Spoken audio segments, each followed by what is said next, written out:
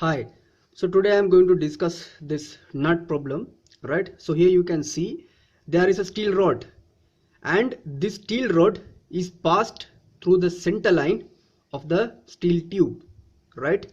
So this steel rod is passed through a steel tube and the whole system is tightened by using these two rigid washers. Now here there is one rigid washer and here there is another rigid washer. So now according to this problem, what we have to calculate is the induced stress on the steel rod and as well as on the steel tube as a result of the tightening. So according to this problem, that means basically according to this type of a problem, they will basically give you the diameter of the steel rod, right? And also they will give you the internal and external diameter values of the steel tube, because now the fact is this rod is passed through this tube, so you need to have those values.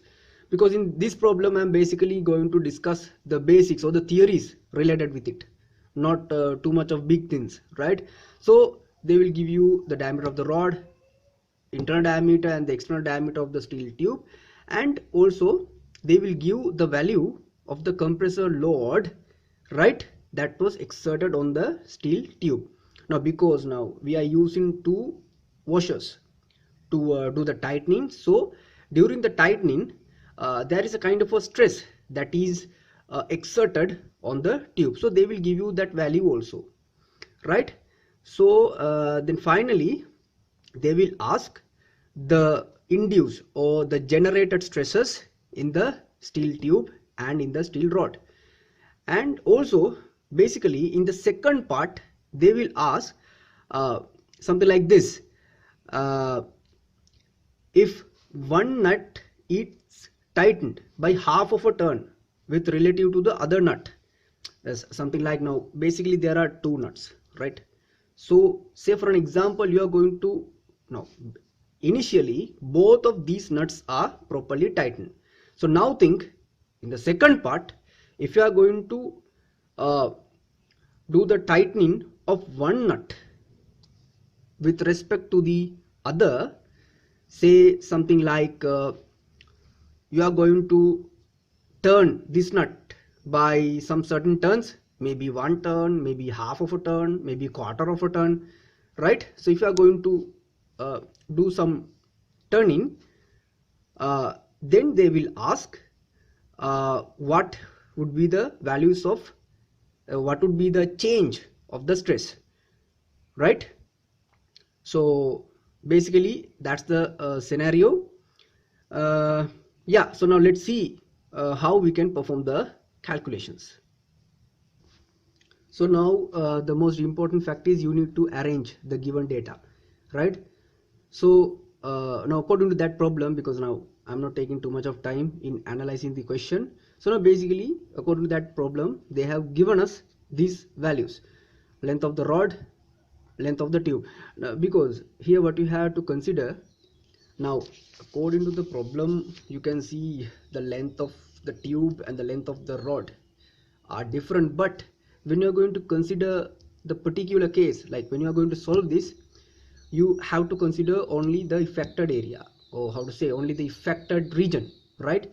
So when you are going to solve this problem, you can consider length of the rod and the length of the tube as same. Okay, so length of the rod is this much and length of the tube is that much, and here in this problem they have told us the compressive load, a compressive load of 30 kilonewton was exerted on the steel tube during the tightening, because now when you are going to do the tightening there is a certain load that is exerted on the steel tube. So as you know, according to that Newton's law, that equal and opposite reaction scenario, you can say the force. So now as according to this problem, during the tightening process a compressive load is exerted on the steel tube, right? So as a result of this tightening, compressive load is applied on the steel tube, and in return tensile force is induced in the steel rod, right? because actually according to this problem it clearly says a compressive load of this much, say 30 kilonewton or whatever value, compressive load of 30 kilonewtons was exerted on the steel tube during tightening.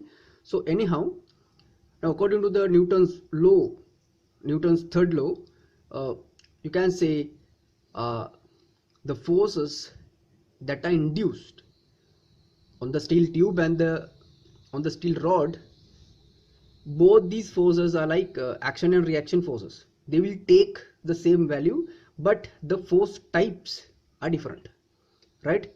Because during the tightening, the force exerted on the tube is compressive and the force induced in the rod is tensile, right? So that is the case. So now you can say the tensile force induced in the rod is equal to the compressive force induced in the tube. So that is one relation, right? These factors are already discussed, the length factors, because you are going to consider the same length. So now you can calculate, based upon the given data, you can calculate the cross sectional area of the rod, pi d squared over 4, because d is the, what is that is the diameter of the rod. These things you can calculate, and then when you come to the cross sectional area, now keep in mind here it is effective cross sectional area, okay, because the diameter of the rod they have given. So now the next thing is effective sectional area of the tube. Yes, now for the tube, you know, and this is a very special case where many students go wrong. For the tube we have an external diameter and an internal diameter. So now for the tube you have to consider that effective area, so that means pi d external diameter squared minus d internal diameter squared divided by 4. Now this is the effective area for the tube, and this is the effective area for the rod. Again you can see the equations. And so increasing length of the rod, because why increasing length? Because the force generated on the rod is a tensile force, so there would be a kind of an increase in the length, right? And the force induced in the tube is a compressive force, so because of the compression, the length or the extension, that is a negative extension, right? So the length will be reduced, right? So the next logic is increase in the length of the rod, the value that is increased in length of the rod is same as the decreasing length of the tube, right? The decrease, the length is decreased, the amount of length that is decreased in the tube. Okay, so that is one equation, right? So now according to the first case, because as according to the first case I just mentioned that there is a simple tightening, right? So that is according to the first case. So now the stress that is induced in the rod according to the first case would be, what is stress? Force divided by area. So force you know, right? Force you know, that is 30 kilonewton, because now in the problem it is mentioned, right? Because in the problem it is clearly given during the tightening compressive force of I think you can even use the highlighter. How should I do this? Okay, let's say like that. Right, now you can see compressive load of 30 kilonewton was exerted on the steel tube. So that means when you are going to consider the steel tube, this much of compressive force is induced. That means the force on the rod is also same, but that is a different type. So what is the different type?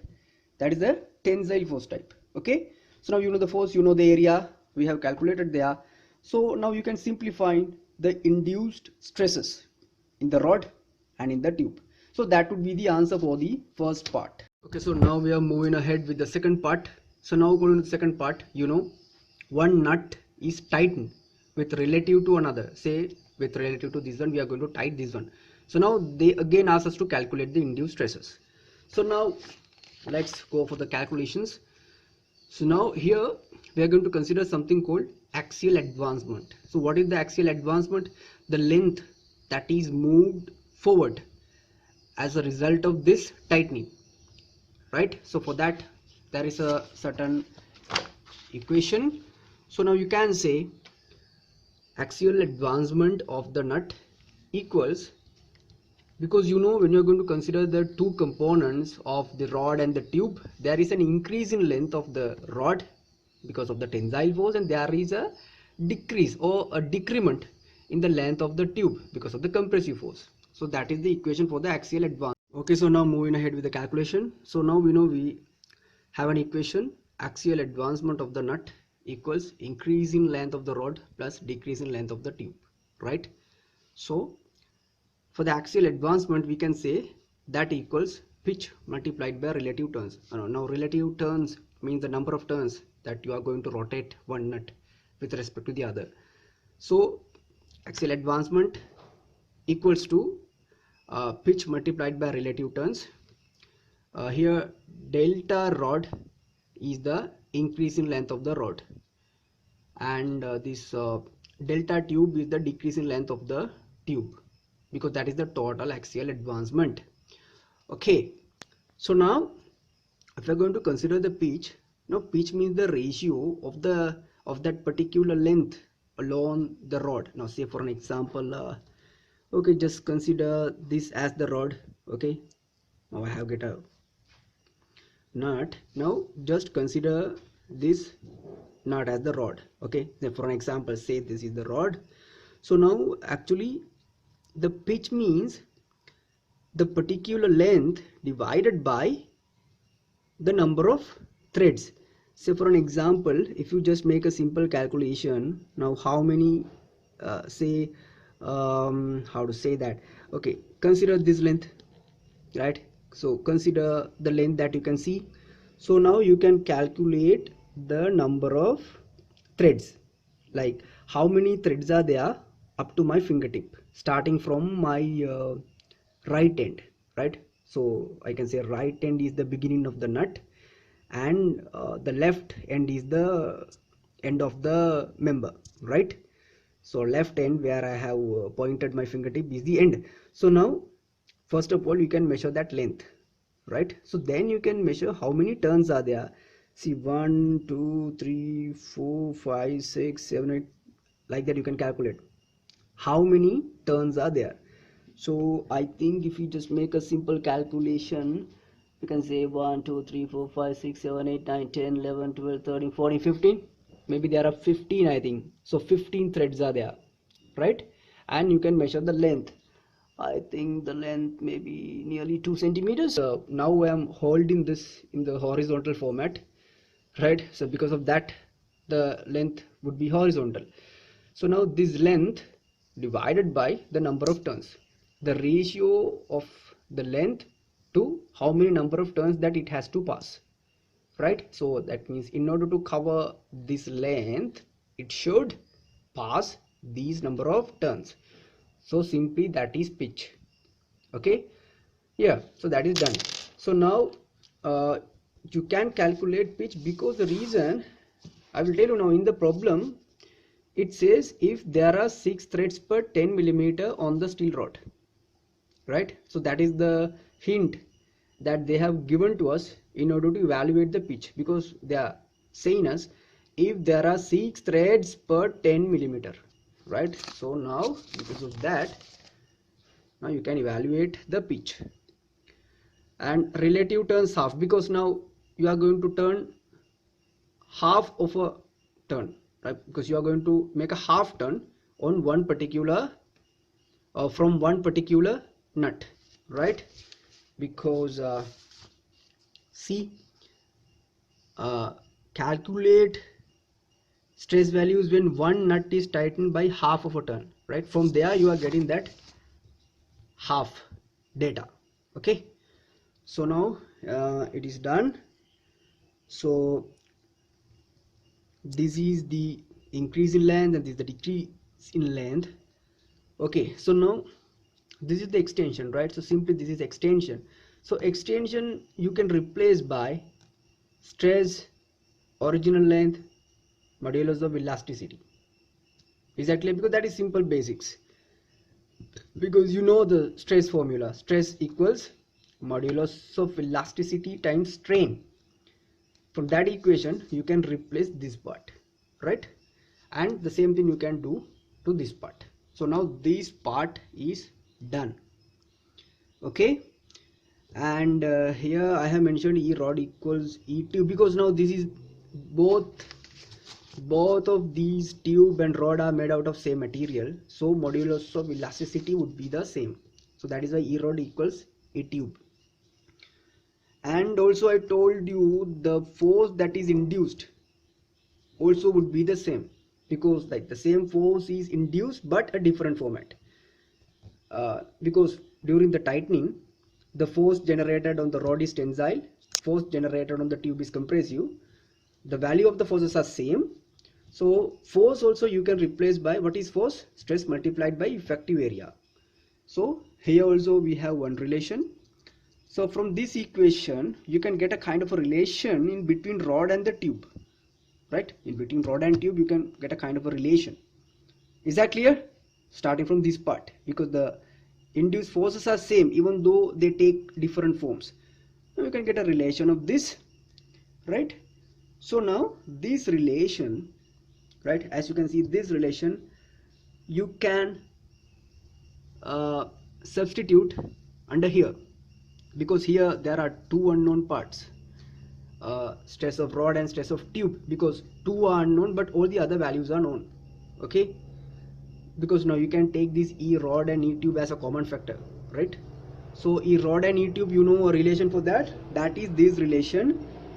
So this relation you can just subject here. I think after subjecting that you can very easily find the stress value, right? Very easily you can find the stress value. So if you find one value, then from this equation you can find the other value. So now you can have a little comparison.